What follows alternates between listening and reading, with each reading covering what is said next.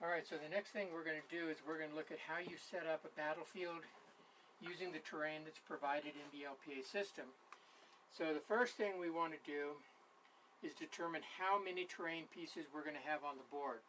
Now you can sort of play this by ear. Some people like a lot of terrain on the board, some people don't like very much, and it might be modified by the scenario that you're playing. If you're playing a battle that's being fought in Spain, you might have less terrain, or you might eliminate certain types of terrain, less forest, more hills, something like that. If it's a historical battle, the terrain's pretty much going to be dictated by the maps that you find, and the same should be true if it's a scenario that somebody's put together. But for a one-off battle, I like to do the terrain in this fashion. Now, there's two ways to do it. You can see that I've gridded off the battlefield into 6 sections, which I'm going to number from the top left, 1, 2, 3, 4, 5, 6, so it goes around in a circle. You can set up terrain completely at random, where you simply roll for where the terrain piece is going to go and then put it in that square. Or you can do something where the players have at least some influence on what's going on. A commander would be looking for terrain that maximized the army that he commanded. If he had a lot of cavalry, he might be trying to find a battlefield with open spaces to allow that cavalry to maneuver. If he thought he was outnumbered, he might be looking for more terrain pieces that would give him good defensive positions. So what we're going to do is we're going to play it as written, which is sort of a semi-random system.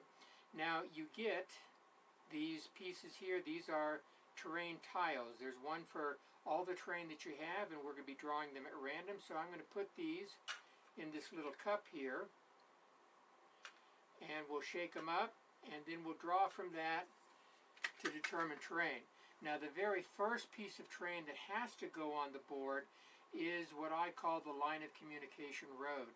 Even the French army, which was famous for its ability to live off the land, was still tied to at least some extent to a road network that could deliver the heavy goods that they needed: ammunition, replacement guns, medical supplies. They also needed a way to evacuate wounded. So there's always going to be a road that's going to cross the battlefield that will represent the line of communications for both armies. So to determine where that road goes, we are going to roll a 6-sided die. Now for this roll, I'm going to start over on this side. I'm going to say that's 1, 2, 3, 4, 5, 6. So I take a die. I rolled a 4, so it's going to start in the center. And then it's going to end 1, 2, 3, 4, 5, 6. So it's going to come over here. So basically it's going to come across this way. So I take out a couple pieces of my road. I started at the center of that section and run it across toward the center of the section that it exits. Now I'll join them together, put another piece in later. So that's the first terrain piece. That has to go. How many terrain pieces do you have on the board total? The way I do it is I determine the square footage of the board, and then you get 1 terrain piece for every square foot. Now this battlefield is not exactly square, it's rectangular. You end up, it's a 30 by 24, that's 720 square inches. There's 144 square inches to a square foot. So if you divide those, you end up with 5 terrain pieces. So you start out with 5, and then you roll a d6 and cut the number in half, rounding up. Oh, a 6. So we get 3 additional terrain pieces. So there's going to be a total of 8 terrain pieces on this battlefield. Alright, the first terrain piece is always going to be the road. So what we're going to do is we're going to go into the cup, and this is going to start with the attacker. Let's say the attacker's over on that side. He's going to pull a terrain piece out, and it shows that it's a town. Now he can choose where he wants the town to go. As the attacker, he probably wants the town on his side of the battlefield so that hopefully the defender won't be able to occupy it. So let's say he chooses to put it right in the center. So it's going to go right here. You place this terrain clock. Now the terrain clock is numbered 1 through 6 around it in a hex pattern. And then you're going to roll 2 6-sided die. In this case, the red die is the direction, 1, 2, 3, 4, 5, or 6. And the 6 is the distance in inches that you're going to place where you're going to place that terrain piece. So 4 and 6 inches. That's actually going to put it all the way here at the edge of the board. So this terrain piece, that's where it goes. It's not going to really affect either side. Because there's a road right there, we'll go ahead and set the terrain piece so that it's on the road. So I take out one of the town bases with its 2 buildings, and I set that there. Okay, that's the second terrain piece. All right, now the defender is going to pull a tile, and the defender pulls out a stream. Now, thing about streams and rivers, there's a stream tile and there's a river tile. Rivers are considered uncrossable except at bridges and fords by any troop type, so they're extremely restrictive, and the number of battles that were fought over or across rivers is fairly limited. So most of the time you're going to want it to be a stream. A stream can be crossed by infantry and cavalry anywhere with the loss of an action, or at a ford with no loss of movement so long as you're in the right formation, and artillery have to use either a bridge or a ford. So we're going to go ahead and pull out some stuff. Now the defender, first of all, he's going to decide where it's going to start. This is his table edge, so he's going to pick one of his sides. He's going to say, I'm going to start it over here in the center. He's going to pull out a piece, and he's going to randomly determine where it's going to end. So it's 1, 2, 3, 4, 5, 6. So it's going to be a stream that's basically going to run through here. Now he's got the option of setting it up however he wants. You can sort of turn these things a little bit to make them wavy, unlike that. Yeah, there we go. Okay, so there's the stream. All right. Now we'll get into something about the fords here in just a second. So that's our third terrain piece. The attacker now draws a tile. Take that out. And pulls out another road. Now a road has to start either at a table edge or at an existing terrain piece. Now we're going to say the attacker, he's looking to use the roads to maximize his ability to move. He wants something that's going to cross the stream in case he has to get across. So he's going to choose to start it over here. Now he has to roll to see where it ends. We get a 1, 1, 2, 3, 4, 5, 6. That's going to bring it kind of over here. So it's going to intersect the road somewhere along in here. So he pulls out the rest of the road. So even though he wanted it to cross the stream to give him a crossing point, he didn't get what he wanted. So it's a sort of a random situation. All right, and then he's going to take the second one, and he's going to finish it out so that it ends up here. All right, so there's the road. All right, so now we're into the defender again.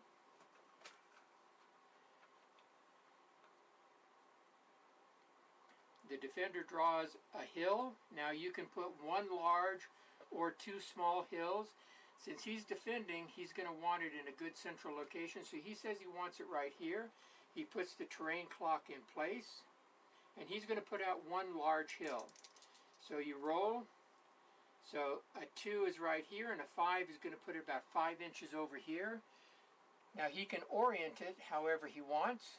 So he takes the hill and he places it like that. That'll provide him with some good cover and a defensive position. All right. So that's our 5th terrain piece. We have 3 more to go. Next one we're going to pull, this is the attacker again. He pulls out yet another road. Now, if you pull a lot of roads or a lot of one particular type of terrain and it seems like it's too much, if the 2 players agree, you can ignore that terrain piece and draw again. So we're going to ignore the road, and we're going to draw another one, something else.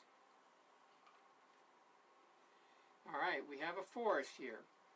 All right, the attacker, he's going to want that forest someplace where it can screen his movement. So he's going to try to put it here in the center again. Now there is a rule that says that you can't have a second terrain piece in a section unless it already has, until every other one has it.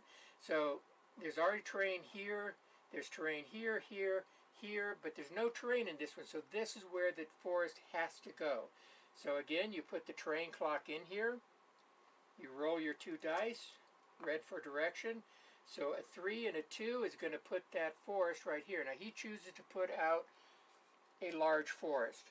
Now if he'd wanted to put out 2 small forests, he could have done that rolling for each one separately. So we put a terrain marker there.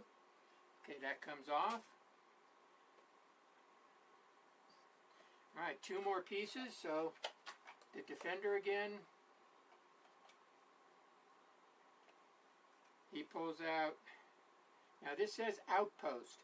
Now an outpost is a small village that's large enough to protect, not large enough to be occupied by a full brigade, but large enough that you can put a limited number of troops, usually 1 figure in there. So he's going to choose to put an outpost over here, and an outpost has to be on a road because that's where the villagers are going to be. So he's going to put it right here. So the outpost is just a couple of buildings and what's called an outpost wall. So I go ahead and pull out, actually I don't have a wall in this one, but I'll put one out later. So basically I'm going to take 1 building and I'm going to put it right here, and then I'll grab an outpost wall in a little bit and we'll add it in. Alright, now we're down to our last terrain piece. So the outpost comes off.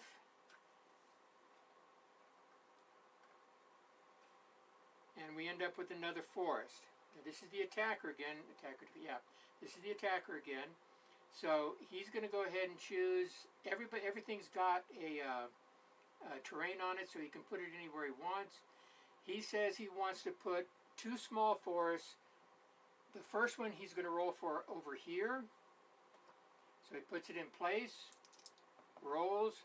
A 5-2 is going to put it over here. So he puts one of them right there. And he wants the other one here. So again, he moves the terrain clock over.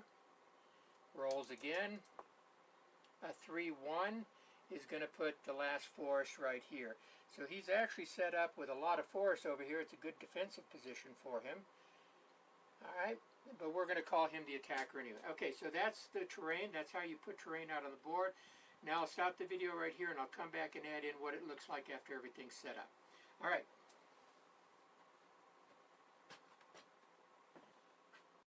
Alright, so here we see the battlefield set up with all the terrain deployed, the trees on there.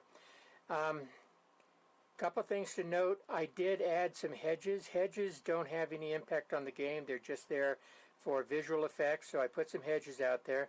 I also scattered the individual trees around a little bit, one of them near the town, one near that outpost, and the other 2 are at the fords. Now, one thing about streams and rivers, as I mentioned earlier, streams and rivers have to have at least 2 crossing points, either a bridge or a ford. On a longer one, you should have 3. It's going to be up to the players for that. I'm not going to try to define it too much, but in this case, I put 2 fords out there. They're marked with green markers on the river, and I put a tree next to them too, just for, again, just to look good and also to remind you of where they are. So this is the battlefield we're going to set up, and the next section we're going to go into is how you would organize your army based on whether you were the attacker or defender, or if it was a meeting engagement, and deploy your troops on the board. So we'll get into that in the next video.